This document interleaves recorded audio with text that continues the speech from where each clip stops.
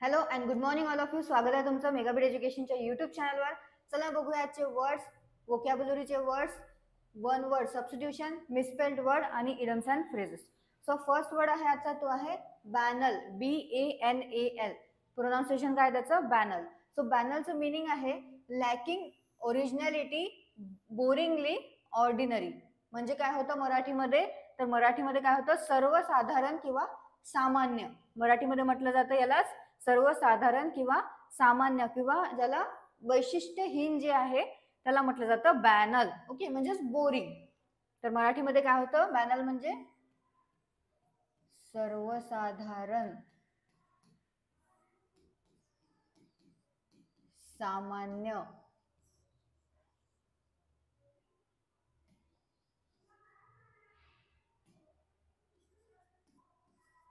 आणखी काय म्हटलं जातं? वैशिष्ट्य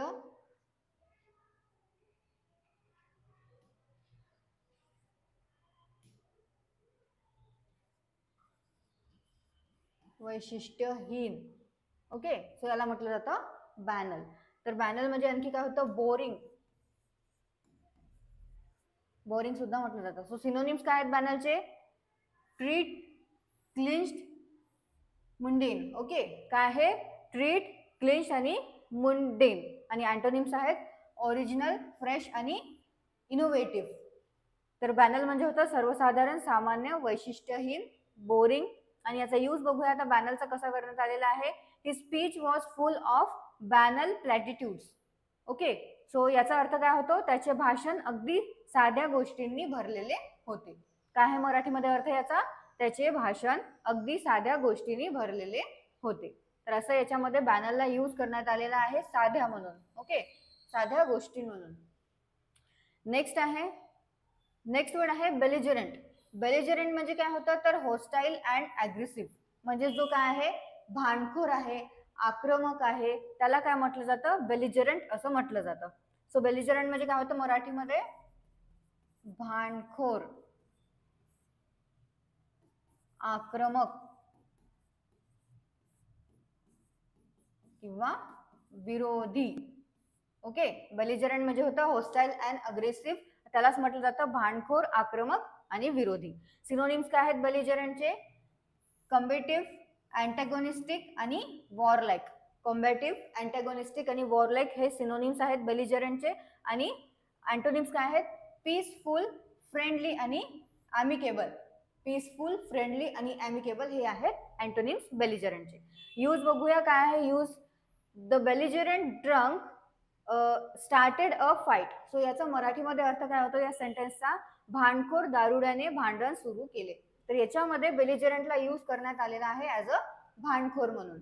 परत एकदा सांगते, सेंटेन्सचा अर्थ काय आहे? भांडखोर दारुड्याने भांडण सुरू केले. म्हणजेच the belligerent drunk started a fight. Next word आहे बेनेवोलंट. बेनेवोलंटचं काय मिनिंग आहे? Well meaning and kindly. म्हणजे जो काय आहे? दयाळू आहे, परोपकारी आहे, दानशूर आहे, त्याला म्हटलं जातं बेनेवोलंट. बेनेवोलंट म्हणजे काय होते मग? दान धर्मशील. जो जास्त दान धर्म करतो, जो दयाळू आहे व परोपकारी आहे, कृपाळू आहे, त्याला काय म्हटलं जातं? बेनेवोलंट असं म्हटलं जातं. सो याचे सिनोनिम्स काय आहेत? चॅरिटेबल, कंपॅशनेट आणि जेनरस. चॅरिटेबल, कंपॅशनेट आणि जेनरस हे सिनोनिम्स आहेत बेनेवोलंटचे. आणि अँटोनिम्स काय आहेत? मेलवोलंट, क्रुएल आणि सेल्फिश. मेलवोलंट, क्रुएल आणि सेल्फिश हे अँटोनिम्स आहेत. आणि बेनेवोलंट म्हणजे काय होतं? जो दान धर्मशील आहे, दान धर्म जास्त करतो, दयाळू आहे, दया जास्त करतो, परोपकारी आहे, कृपाळू आहे, त्याला म्हटलं जातं बेनेवोलंट. यूज बघून घ्या सेंटेन्स मध्ये आता. The benevolent donor funded the hospital. तर याचा अर्थ काय होतो मराठीमध्ये या सेंटेन्सचा? दानशूर देणगीदाराने रुग्णालयात निधी दिला. तर याच्यामध्ये बेनेवोलंट म्हणून यूज काय म्हणून यूज करण्यात आलेला आहे? दानशूर म्हणून.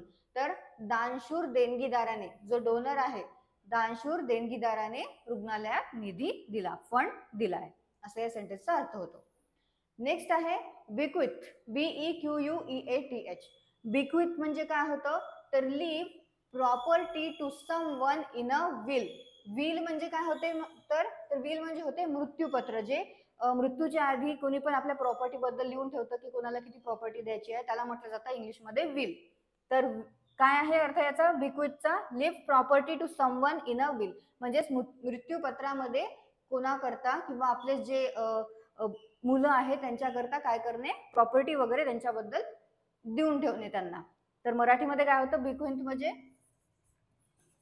मृत्यूपत्रानुसार, काय होतं, मृत्यूपत्रानुसार देणे किंवा वारसा हक्काने देणे. आणखी म्हटलं जातं मृत्यूपत्रात लिहून ठेवणे, म्हणजे काय होतं, बिक्विथ असा त्याचा अर्थ होतो मराठीमध्ये. सिनोनिम काय आहेत, तर सिनोनिम्स आहेत हँड डाऊन, पास ऑन आणि एंडो. आणि अँटोनिम्स आहेत डिसइनहेरिट आणि विथहोल्ड. ओके, सो काय होतं, बिक्विथ म्हणजे मृत्यूपत्रात लिहून ठेवणे, मृत्यूपत्रानुसार देणे किंवा वारसा हक्काने देणे. सिनोनिम्स आहेत हँड डाऊन, पास ऑन आणि एंडो. आणि अँटोनिम्स आहेत डिसइनहेरिट आणि विथहोल्ड. सेंटेन्स मध्ये यूज बघूया, तर शी बिक्विथेड हर इस्टेट टू चॅरिटी. तर याचा मराठीमध्ये अर्थ काय होतो, तिने तिची मालमत्ता धर्मादाय संस्थेला दिली, असा याचा अर्थ होतो या सेंटेन्सचा. आणि याच्यामध्ये बिक्विथ असा यूज करण्यात आलेला आहे. परत एकदा सांगते, तिने तिची मालमत्ता धर्मदाय संस्थेला दिली, असा या सेंटेन्सचा अर्थ आहे. Okay, next one word substitution मध्ये काय आहे, फर्स्ट तर आज आहे फिलॅन्थ्रॉपिस्ट. फिलॅन्थ्रॉपिस्ट म्हणजे काय होतं, वन हू लव्स मॅनकाइंड, म्हणजे काय आहे, जो लोकहित करता आहे, लोकांचं हित बघतो, त्याला काय म्हटलं जातं, वन वर्ड मध्ये इंग्लिशमध्ये फिलॅन्थ्रॉपिस्ट असं म्हटलं जातं. So one who loves Mankind त्याला म्हटलं जातं फिलॅन्थ्रॉपिस्ट. आणि मराठीमध्ये काय होतं त्याचा अर्थ, लोकहित करता किंवा परोपकारी. आणखी काय म्हटलं जातं, पर दुःख दूर करण्यासाठी झटणारी व्यक्ती म्हणजे होतं फिलॅन्थ्रॉपिस्ट. तर दुसऱ्यांचं दुःख दूर करण्यासाठी जो झटतो जो व्यक्ती, त्याला काय म्हटलं जातं, वन वर्ड मध्ये फिलॅन्थ्रॉपिस्ट असं म्हटलं जातं. नेक्स्ट वर्ड आहे क्रोनॉलॉजी. क्रोनॉलॉजी म्हणजे काय होतं, तर सायन्स ऑफ टाइम ऑर्डर, म्हणजे काय आहे, तर कालानुक्रम, म्हणजे क्रोनॉलॉजिकल ऑर्डर मध्ये जे असतं, फर्स्ट हे झालेलं आहे, सेकंड जसं हिस्ट्रीमध्ये आहे, फर्स्ट काय झालेलं आहे, एन्शियंट हिस्ट्री झालेली आहे, सेकंड मिडिवल हिस्ट्री आहे, आणि लास्टला जी झाली आहे ती मॉडर्न हिस्ट्री आहे. तर ते काय आहे, क्रोनॉलॉजिकल ऑर्डर मध्ये आहे हिस्ट्री. तसंच क्रोनॉलॉजी म्हणजे काय होते मग, the science of time order, म्हणजे क्रमानुसार. सो मराठी म्हणजे काय, मराठीमध्ये काय होते, क्रोनॉलॉजी म्हणजे कालानुक्रम, आणखी काल क्रमानुसार मांडणे. काय होतं, कालक्रमानुसार मांडणी करणे, आणखी कालानुक्रम, कालक्रमानुसार घटनांचा तक्ता, म्हणजे काय होतं, chronology, the science of time order. Next आहे मिसस्पेल्ड वर्ड. मिसस्पेल्ड वर्ड मध्ये फर्स्ट वर्ड काय आहे आपला, तो आहे आजचा इग्नोरन्स. इग्नोरन्सची करेक्ट स्पेलिंग काय आहे, IGNORANCE. ओके, IGNORANCE ही करेक्ट स्पेलिंग आहे इग्नोरन्सची. आणि इग्नोरन्स म्हणजे काय होतं मराठीमध्ये, तर ते होतं अज्ञान किंवा अनभिज्ञता आणि दुर्लक्ष. काय होतं मराठीमध्ये इग्नोरन्स म्हणजे अज्ञान, अनभिज्ञता आणि दुर्लक्ष करणे, म्हणजेच इग्नोर करणे. आणि इग्नोरन्स ची करेक्ट स्पेलिंग काय आहे, IGNORANCE. नेक्स्ट वर्ड आहे इमिडिएटली, IMMEDIATELY ही करेक्ट स्पेलिंग आहे इमिजिएटलीची. आणि इमिजिएटली म्हणजे काय होते, तर ताबडतोब करणे, किंवा लगेच करणे. मराठीमध्ये काय म्हटलं जातं इमिजिएटलीला? लगेच, ताबडतोब, विना विलंब आणि त्वरित किंवा थेट. ओके. नेक्स्ट इडम्स अँड फ्रेजेस मध्ये फर्स्ट आहे bye the skin of your teeth. याचं मिनिंग काय आहे तर बेअरली ऑर नॅरोली.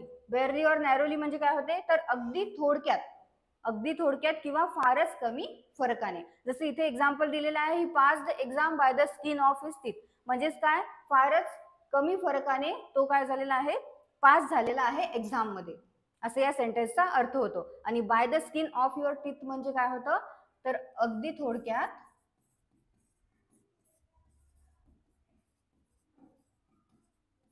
किंवा फारच कमी फरकाने. Next take it with a grain of salt. याचं मिनिंग आहे to be sceptical or not take something too literally. याचं मराठीमध्ये मिनिंग काय आहे तर पूर्णपणे विश्वास न ठेवणे. पूर्णपणे विश्वास न ठेवता संशयाच्या दृष्टीने पाहणे. काय होतो take it with a grain of सॉल्टचा अर्थ पूर्णपणे विश्वास न ठेवता संशयाच्या दृष्टीने पाहणे किंवा थोडासा संशय घेऊन विचार करणे. म्हणजे होतं take it with a grain of salt. Okay. So हे आहेत आपले आजचे इडम्स अँड फ्रेजेस. वर्ड सुद्धा आपण बघितलेले आहेत, तर त्याचे सिनोनिम्स, अँटोनिम्स, मराठीचे मीनिंग्स परत एकदा तुम्ही वाचून घ्या, नोट डाऊन करत चला, दररोजचे वर्ड्स परत रिवाइज करत चला. एक्झामच्या टाइमला एकदा वाचलं तरी तुम्हाला ते लक्षात येईल. ओके. सो तुम्हाला सेशन आवडलं असेल सेशन लाईक करा, चॅनलला सबस्क्राईब करा, सोबत तुमच्या फ्रेंड्सला शेअर करा. All the best all of you and thank you.